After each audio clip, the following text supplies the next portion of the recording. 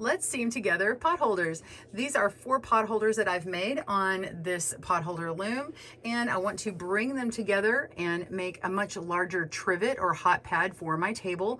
You could stitch together a bunch of them and have a nice runner for lots and lots of dishes, or maybe make a bag or a floor blanket or something. I'm going to stitch together these cotton loop pot holders with a needle and thread in one technique, but there's other ones that you can use. So today we'll show you one technique to stitch together your pot holders. Welcome to GoodKnit Kisses. We're all about helping you stitch your love and love your stitches. For written instructions and materials needed, please click our blog link down in the video description below.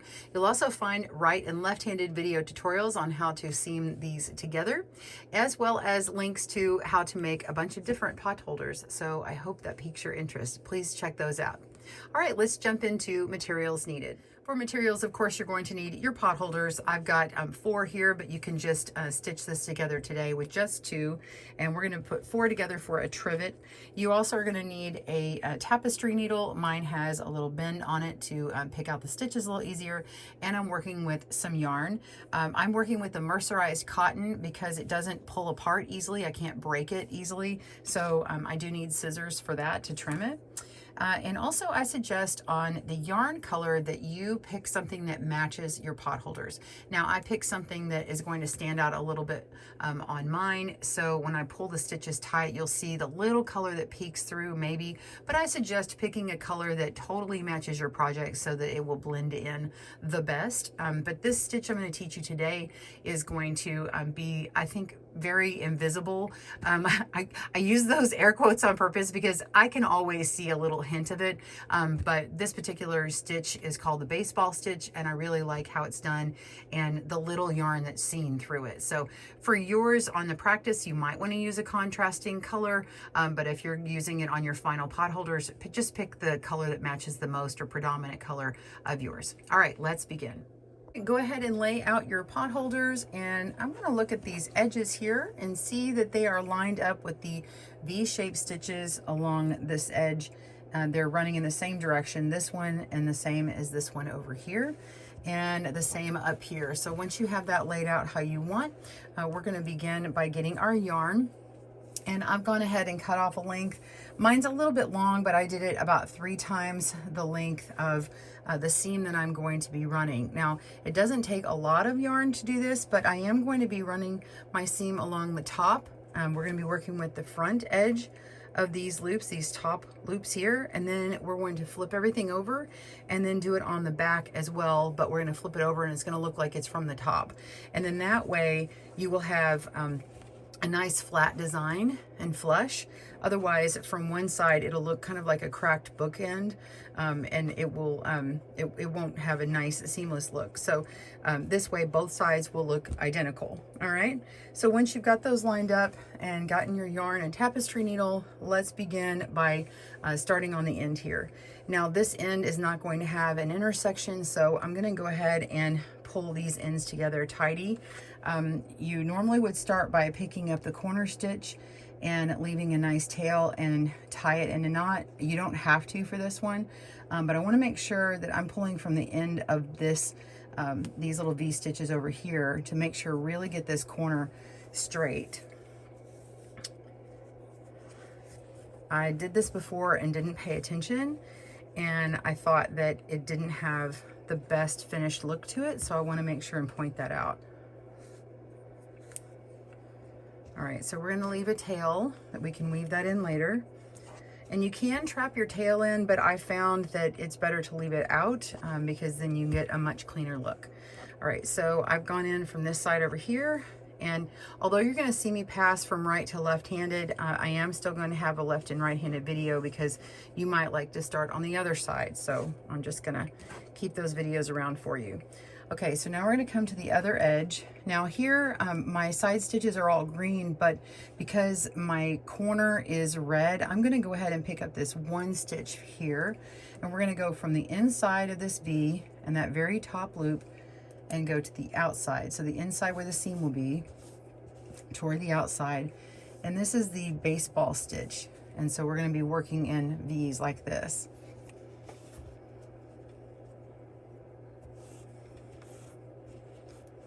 Make sure and leave that tail there. All right, so we're gonna come back over to the other side, and I'm gonna go through this corner loop again one more time, because it looks like this may have been where I had my loop kind of stitched in, and so I'm sort of faking that I had a stitch right here. Let's see, actually, you know what? See, and this is why I really need to judge it. Over here, you can see I had 18 loops up the side here. I actually have 1, 2, 3 here. And let me look and see if I have 1, 2, 3 side loops here. 1, 2, 3. So actually, nix that. I'm gonna start here on this loop. All right, come across. And we'll see how this looks. You can always start the edge over after a few stitches if you think that you need to jog it, but this is the time to make sure this is correct, because I have had to pull one apart before, and I would rather you start it off well. Okay, we're going to come over to this side, and we're coming from the inside where that seam is and passing to the outside of the seam in that V.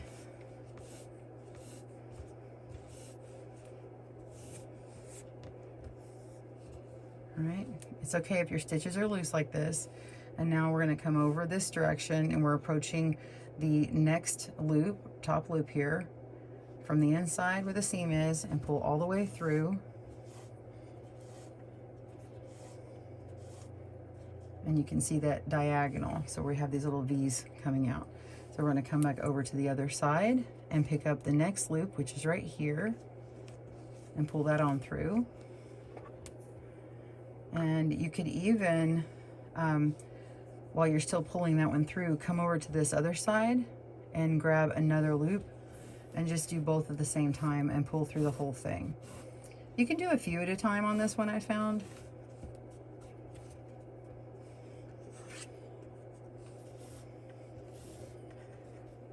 All right, you see how that works? All right, let's go ahead and pull this tight and see how this end works up. We're gonna just pull on our main strand, but don't let this tail come through. There we go. You can see I pulled my tail a little bit. Just pull it back down a little. And you can see that is cinched up pretty nice. It's at a nice even line here. There's no real jog. And when I come back and finish this up on the other side, we can pull these ends together, and then that will really finish that up. So I think it's began nicely, and now you have the idea. I'm gonna do a few more stitches, and then I will meet you back up at the intersection here, and then we'll start on the next part. So let's continue going a few more stitches. So go back to the inside here to the next stitch up, go completely through, and then you can even pass that stitch over and go to the next side, go in through the seam area and out towards the potholder, pull your yarn through,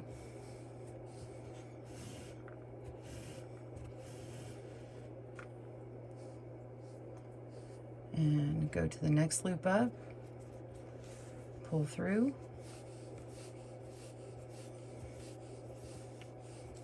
over to the other side, next loop up, and pull through. So now done one at a time. Again, let's show you what doing two. We're gonna go through this one and this next one here and pull through.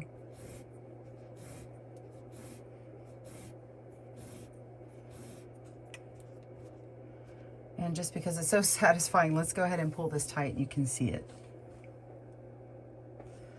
See how that snugs up really well, and it really hides the yarn. I can just see it in a few spots here, but it really does hide pretty well. And once you get going, I think it's really the ends that I see it the most, but once you get going, especially on the back side, it works really well and is pretty darn invisible. All right, so keep passing this back and forth. I will meet you at this intersection here, and we will join up with the next set of potholders. See you soon.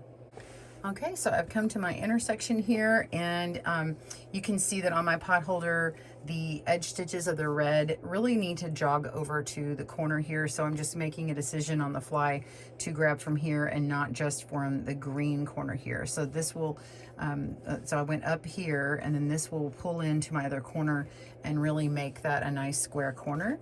And so now that I have that, well, let's go ahead and go over to the other side here, where this last red stitch is, and we'll just continue that.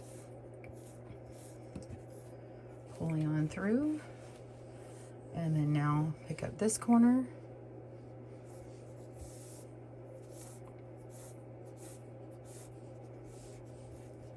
and pull, and then come back over to this first green stitch here. And we're just continuing on with the exact same stitching that we were doing before, going up to the next stitch on the other side from the seam, going from the seam side out towards the main potholder, pull through, and then cross over to the other side of the other potholder, through that seam and through to the other side, and pull through. And then when you get several stitches on here, let's get another one, we're going to pull that tight.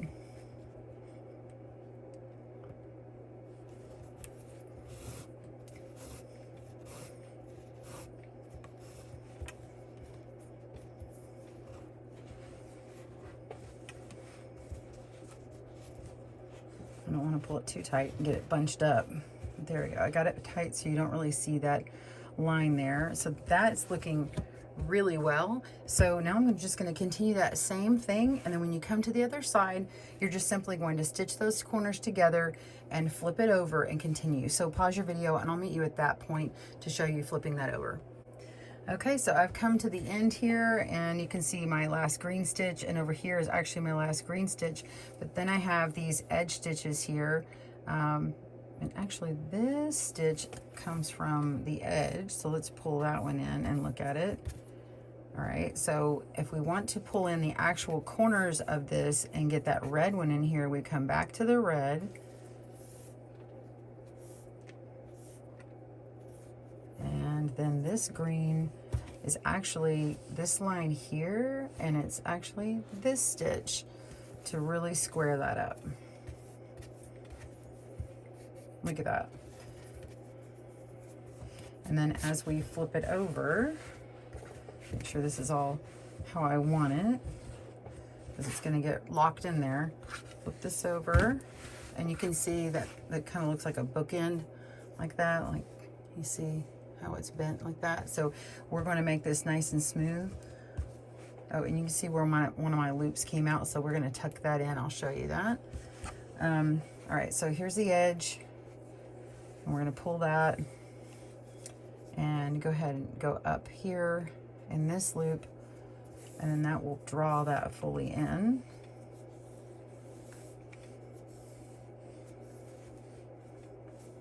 See that? All right, and then come over here and get this other side. There's 3 stitches here that line up with that, so we're just getting the end. Let me back out. Let's see this. I did this one here, and that's actually the spine here, the seam, spine of my little book. Let's go and do the edge of the red. So I'm going to go through the red. That pulls that in, and the last top edge of this green. All right, so that solves this end. And then I can see now the top stitches of all here pretty easily. So I can see that green that I need to go through. And come over here, and we have the top of this green.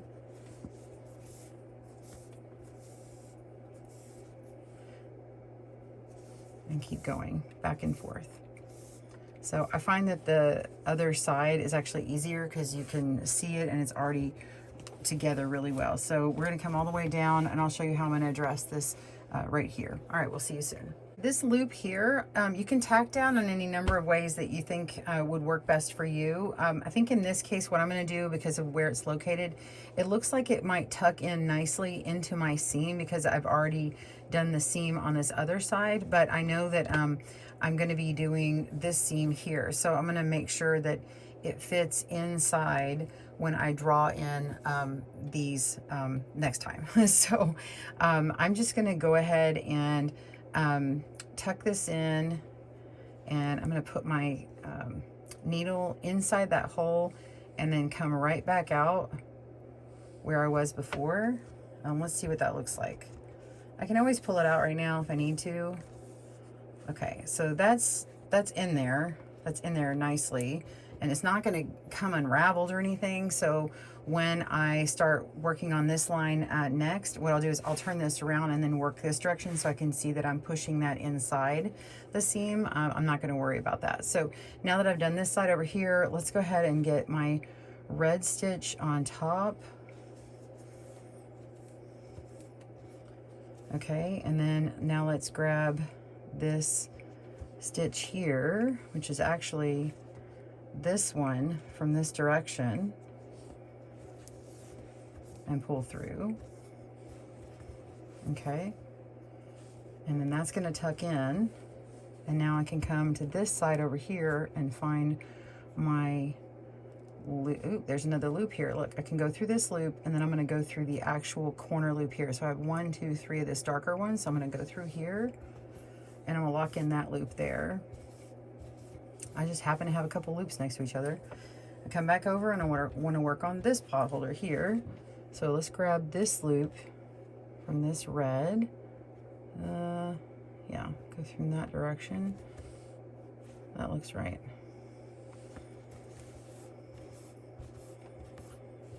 There we go. Okay, and now for my top loops.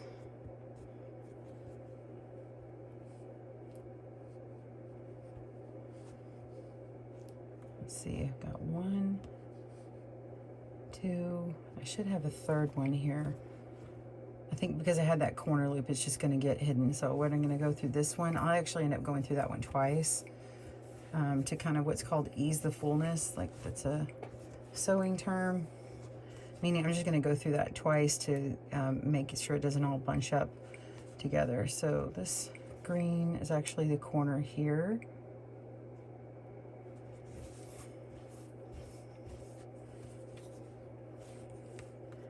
And then I'll just go through that one again, making sure I'm on top.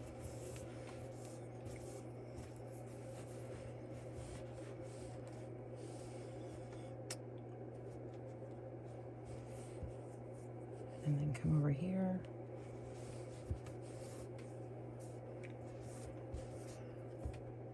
And back and forth.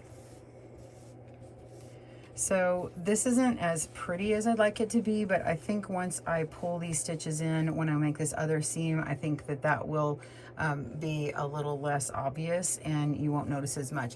Again, if you're working with a yarn that is the same color as this, then you're not going to notice it as much as you are on my project. All right, so continue along and then you'll just weave in these tails, and then what you'll do is turn this around and start working from the other direction. So pause your video and I will show you me starting the next one just as a reminder how to begin. All right, we'll see you in a moment.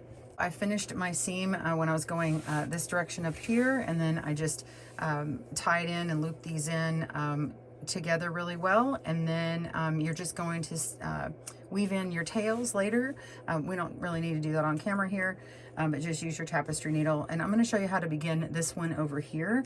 So again, we're going to look at the ends here. We've got 1, 2, 3 in this color, so this would be the corner.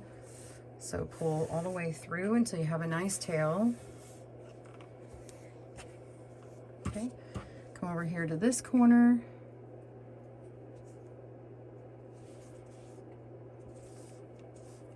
And pull through.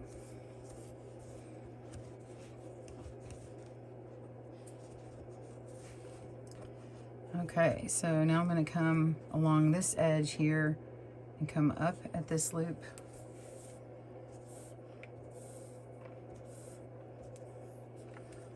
And up here, and we're going to go to the red, and let's see, the first stitch is going to be actually this one. Let's see, that one goes with that, yeah, it's this one right here.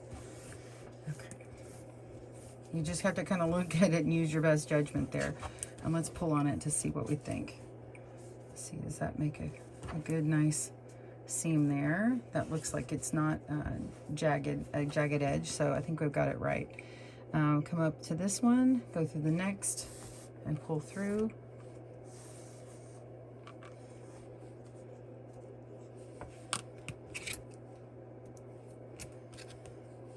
And go to the next loop.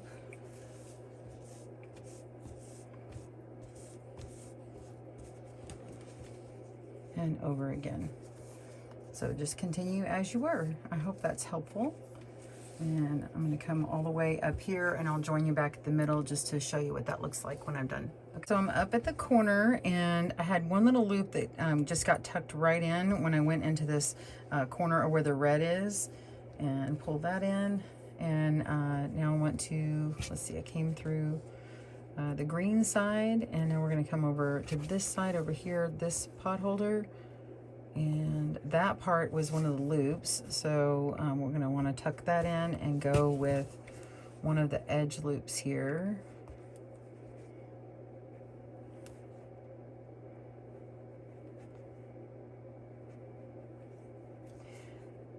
And because it had a loop in it, it's kind of facing a little bit different direction. I'm just going to go with it and go through there. And then come alongside here, and you can see all the red. So I'm going to pick up a red, and this one's kind of stretched. So this is actually, looks like part of the back from when we picked up the stitch on that other seam over here. So I'm going to go through this one as that matches up with it on the back.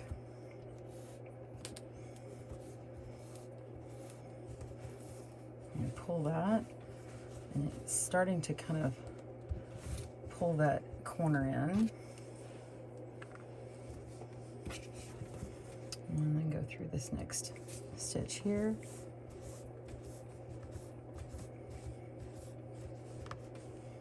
And another red. And we'll see what this looks like.